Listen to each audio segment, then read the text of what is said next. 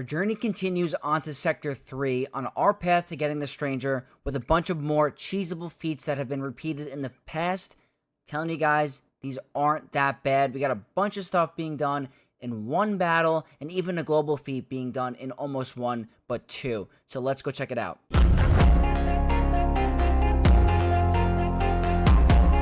What's up, Knights of X, and welcome to the Sector 3 guide for the Stranger, another set of cheeses coming your way by your boy Vex. We're going to go over everything today with the data disc, all the cheesable feats, and everything you need to know right here, especially the final boss node with Savage Press. I know a lot of questions about what to do with that. They only have a Gear 12 or Gear 11, or a really low Relic Savage. We're going to tell you exactly what you need to do to get there. So we're going to head into game really quick so I can show you guys the data discs that I worked with. So nothing crazy. You can add way more than you need that I'm showing here.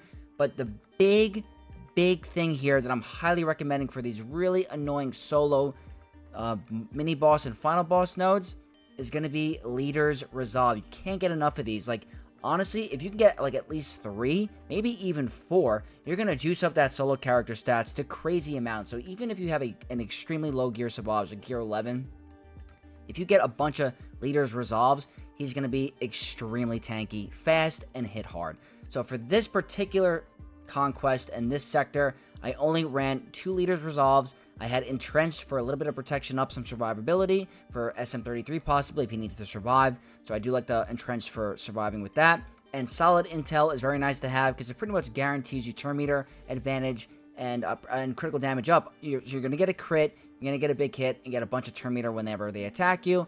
That's nice to have, especially on some of the teams that we want to gain turn meter and take as many turns as possible. So these are the data discs that I worked with for this sector. You can add way more, like if you want to get the clone kills, really good to have a Critical Tactics, which is down here.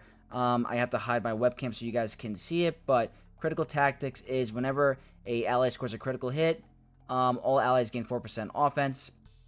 That is very, very good to have with the clones because a lot of them attack out of turn. You're going to see later on.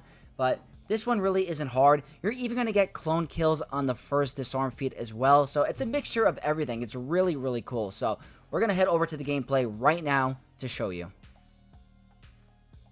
Starting with the Disarm 15 times in a single battle. I'm going to show you 2 different nodes that you can do it on that you want to look for. The first one is going to be a Geonosian node. The second one is going to be a Mothma. But this is the team comp. It's a repeat that I have done from the previous conquest.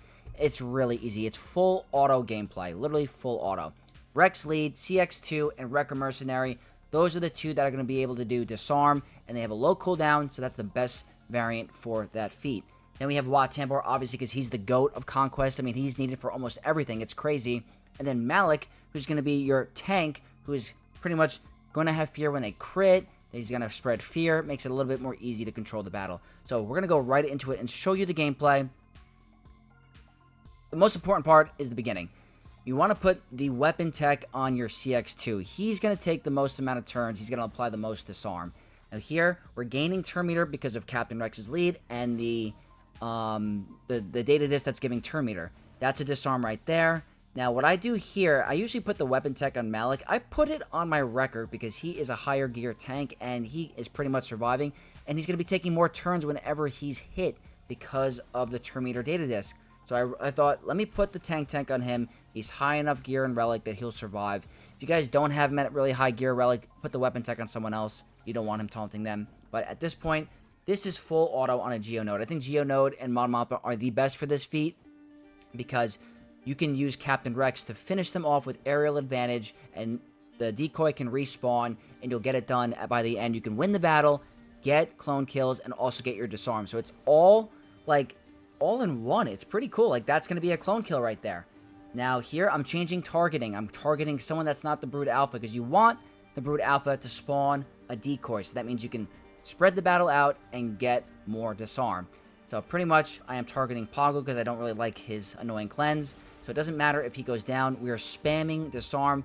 We ended up missing twice, but it still counts as a debuff. And then here, we're going to just fast forward to the end because it's literally, all you have to do here is full auto and make sure you don't target Brood Alpha until the end. Wait for him to get a decoy back up.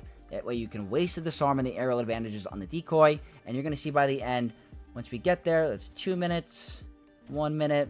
Whoops, a little far ahead. Looks like I end it right pretty soon right here. It's the last Geo. It's Spy. Get another disarm right at the end. Another disarm right there. 30 seconds remaining.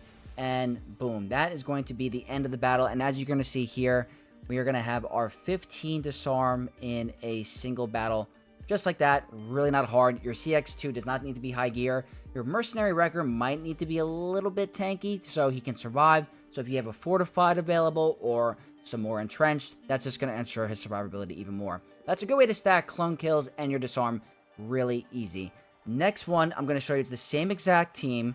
I just want to show you on a different note. So we're going to wait for this to fast forward. Same team comp. It's a Mothma node. So I know a lot of players were telling me in the past, I couldn't find a Geo node. Try to find one with Mothma because they can spawn a decoy. They can revive. You have more opportunities to get your disarm done in one battle. So this is, again, same strategy. Weapon tech on CX2.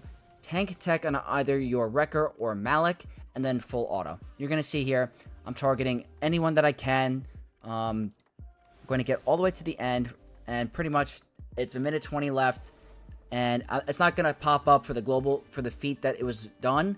But I counted it. It was more than 15. I just wanted to show you guys 2 different nodes that you can do it on. Next, we're going to talk about the next feat. Next feat we're going to talk about is Blind. I forgot for a second, but it's Blind. One battle, it's really easy. It's the same exact thing from Last Conquest. And on top of this, you're going to be stacking your global feat with the evade because Blind counts as an evade if they attack you and miss. So it's a 2-in-1 deal. It's 15 key cards and 10 key cards. And I got it done in this battle probably because I was stacking a bunch of evasion or evades throughout the conquest. So if you get up to this point, you're probably going to get it. You're probably going to get it. I put 1 to 2 battles just in case you don't get it into one. But pretty much, you don't even need Watambor here. I just do it just in case he gets dazed. You don't want your Jabba to get dazed because he won't gain turn meter. But this is a full auto thing. It's really not hard. It's the mini boss node with Saw Gerrera. There's a lot going on here. He has a bunch of targets. Pretty much put the tank tech on Jabba specifically so that he can cleanse the daze if he ever gets dazed. If if he's modded pretty high with tenacity, then do the weapon tech. That means he's going to take more turns. That also might be more worth as well. But I think that the tank tech is the best. In case he gets dazed, you want him to get turn meter. So the turn meter data disk is helping him. Every time he's getting hit, it's 8% turn meter gained. So the strategy here is auto basic. Auto basic all the way until you get to your ultimate. Once you get to ultimate, you want to start killing the side. So you're going to see here, skip 30 seconds. I used the ultimate to kill Baze Malbus. Once we keep going, I'm getting closer to ult again. I'm keep doing basics. Then I ate Saw Gerrera. Keep going all the way till the end. You keep eating them. Keep auto basing. We're 5 minutes in. So right there, I kill Kyle Katarn. Now here, I could probably keep it on auto basic all the way to have this guy constantly, he's attacking way more than Luthen. So I think if I kept it on auto basic until the rest of the battle, just on the Rebel Trooper, I probably could have got the evades done even quicker because he's attacking way more than Luthen. Luthen has 1 damaging ability and then 2 special abilities where he doesn't do anything. So I wasn't able to stack as many evades. But I think the proper thing to do, don't eat this guy right away. Keep it on basic until like a minute left. And then if you want to complete the battle, just kill off Luthen with the thermals and the other stuff. So here, I use the big, one shot on the decoy. I probably should have waited and just kept it going until the end. You get way more evades with that. So I'm going to fast forward all the way till we get to the last 15 seconds. You're going to see here. See how like Luthen is like not attacking on 2 attacks? There he attacks and it counts as an evade. But there you go. You keep the blind, the evade, keep stacking. So you're going to see here, I finished it in the last second to make sure I can count the battle. Even if I did lose, it would still count the feat. I accept, and boom. I get 80 blind, 1 battle, and I get evade at least 200 attacks in battles you won. So actually, it looks like you have to win the battle so you get the evade one. So disregard that. You have to win the battle just for that feat alone. But for the blind one, you don't have to win. But evade, you do. That's really simple. If you guys don't have Jabba available, I recommend using your CLS team with Chupio. Chupio has a blind on his middle ability, which he'll get 5 per battle, or if you could ramp it up quicker, you can do way more in that battle. Another one is going to be Bo-Katan Mandalore. IG-12, I believe, has a AoE blind on his second special. That is another way to do the blind feat. But I think Jabba is the most efficient and the least headache possible for you. So that is going to be the blind and the 200 evade. We're going to go to the next feat, which I believe is SM33 surviving. Next feat, SM33 surviving, sticking with the same strategy that I've showed with the previous sectors. It's a Mandalorian team with Wat Tambor. You can do this all the way up until 1 stamina. I do have a Relic 9 SM33 on this account, but he's never going to get touched. Or if he is going to get touched, the Entrenched is going to help him. So if he's at least like gear 6 or 7, he'll be fine. That's not that hard to do. So here, I'm going to show this one a little bit faster, but in case you guys haven't seen the other sector videos, you put the weapon tech on either Canderous or Maul. Maul does his first special, which gives Canderous a bunch of turn meter. He does his AoE, which triggers Frenzy. Maul's going to unleash all the anguish. If you have Blindside, which I've been saying to get for almost every sector, this makes this so much easier because once you attack out of turn, they get hit with Exposed, Maul does an AoE, and they're all going to die. But as you can see here, none of them took a turn. That is the first team that I'm recommending. The second one is going to be, if you guys do have Maz Kanata available from the previous Conquest, she's also very good to throw into this team. I know not a lot of players might have the Pirates up and running, but it's a good way to stack the Prophet, which if you don't have the Prophet up and running, that's another global feat. But this one takes a little bit of time, but it's really not that hard. The next team I want to talk about is going to be a JML-led team with Wat Tambor and Jedi Knight Luke. You're going to see it here in a second. So SM33 is just the 5th. You got your Luke. I put in Cal Kestis. If you don't have Cal Kestis, you can put in Revan and Wat Tambor. This one's going to be, if you can find a node that doesn't have an AoE, you're in good luck. This one does have an AoE. I probably should have taken care of the AoE clones earlier after 5s or keep them ability blocked or something like that. But this is another variation because the tank tech is going to make sure JML has a permanent taunt if he has protection. Here, I increased the cooldowns of Rex, which I think was the right move here. I just should have gone for Echo and Cody after 5s because they have AoEs. Like here, I go for Rex. I could have put a blind on Echo, who does end up doing an AoE, which is 8,000 damage. If you have a level 1 Gear 1 SM33, he won't survive it. But if you just play the battle properly against the characters that have AoEs, this is another great cheese for you to pull off with a very low gear SM33. Obviously, if you guys have Pirate Kick Hondo Onaka, use SM33 with him. You could possibly do it with Dr. Aphra and Droids because then you get a revive, so that's another option. But I just wanted to show you different options for SM33 surviving. I think the Maul one is going to be the most beneficial for new players or mid-game players, so that is that. Now we're going to talk into the defeat 35 characters with clones, and the first team I'm recommending is going to be the OG Bad Batch because they are all considered clones, and they are pretty good together. So here I found a General Kenobi node with a bunch of Galactic Republic Jedi. The Leader's Resolve is very good for making your Hunter tanky, and the Entrenched gives good protection up for surviving as well. Pretty much using them to, get some kills. You can stun lock them. If you have a Zealous Ambition, your tech can hit pretty hard because he's a support, I believe. And, yeah, this one's a no-brainer. It's very easy. That's 5 clone kills in one battle. That's the first variation of the defeat clone feat. The next one we're going to talk about is going to be Shock T-led clones. And this one's going to be a little bit annoying because ARC Trooper, if you guys are using ARC Trooper, his turret doesn't count as a clone. So unfortunately, that is annoying. For this one, I threw on Critical Tactics for this one because they weren't going to hit this team that hard. All the attacks out of turn and the crits really helped them ramp up their offense. So you're going to see I'm going to skip forward a little bit. It does take a while. Pretty much using my Captain Rex's aerial advantage to carry this because they're so tanky.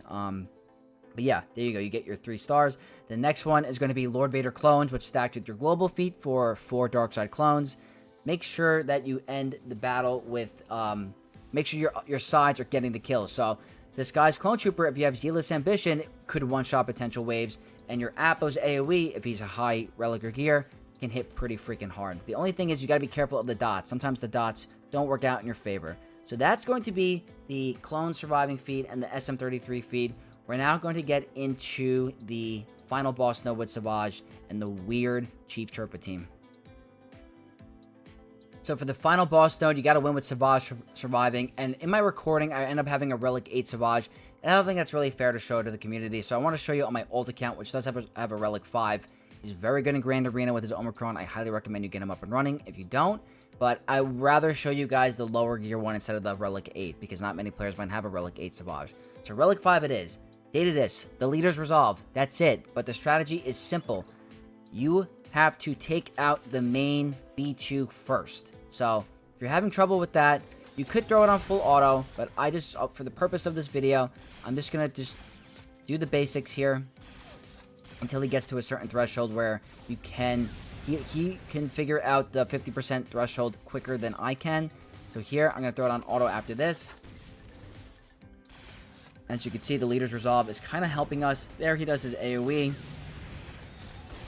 So he is, doing some damage, but you should be absolutely fine. There, boom, we live. The heal over times are helping.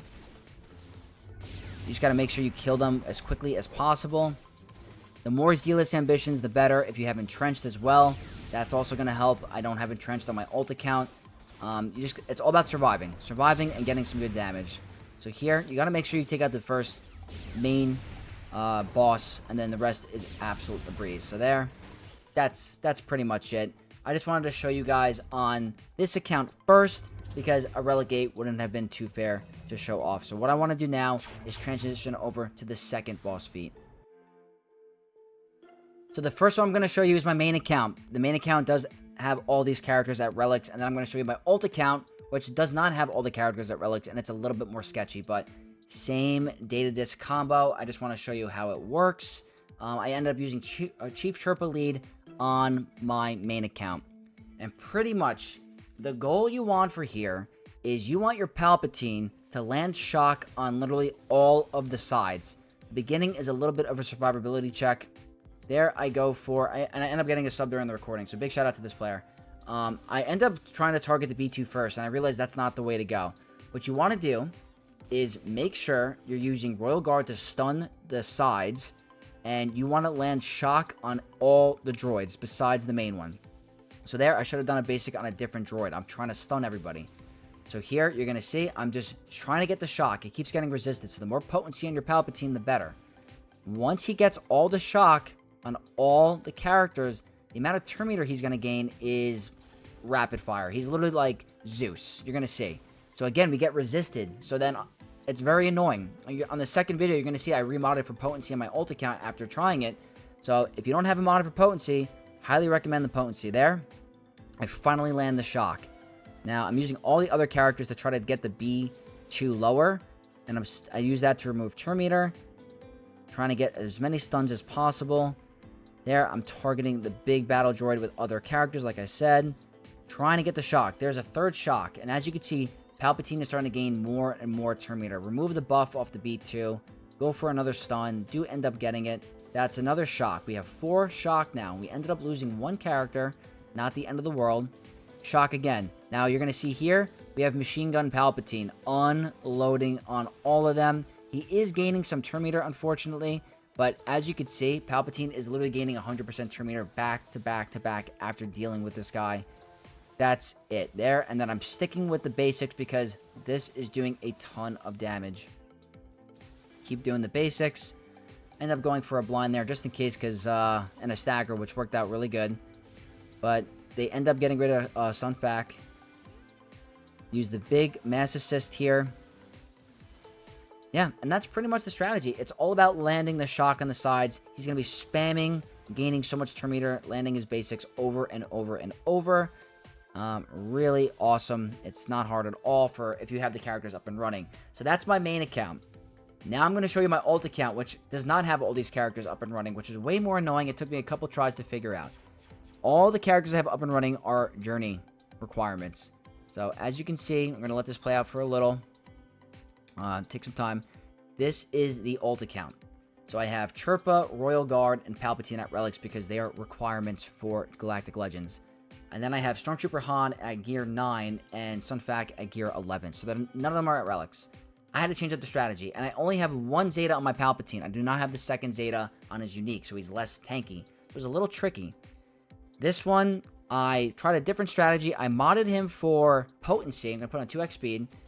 So, as you can see, our characters are already going down. I tried to go for an AoE stun first to see if I could just control the battle, land shocks. I still get resisted even with a full potency set, which is really annoying. There, it's the same exact strategy. I'm using Palpatine lead for the extra potency. He's hitting way harder. I ended up putting my Afro mods on him to get this done. And then, as you can see, we're utilizing Palpatine's lead. It's down to a solo situation.